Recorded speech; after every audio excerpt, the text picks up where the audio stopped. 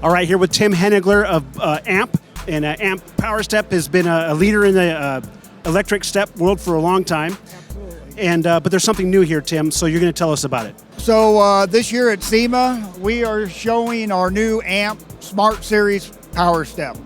So part of the two aspects of the step, it's a new step design for one thing. A little more family friendly of a step, more surface for your foot to land on and step on. You'll be able to operate it up and down, run lights off of your iPhone or Android phone. Or if you're going through a car wash, you can actually, if you're sitting in the cab, you can just open up the steps by activating it on your Android phone or iPhone. So when you go through a car wash, the steps are down, they get fully cleaned and stuff. There's a little bit more price point than your standard 76 series, which is a plug and play. This will be a plug and play model also. This will be available in Q1 of 2020.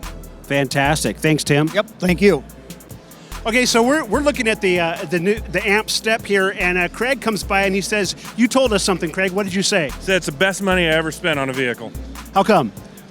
Being a big, heavy set guy like me, and the convenience of getting in and out without having the running board or anything make it look like a grandpa truck.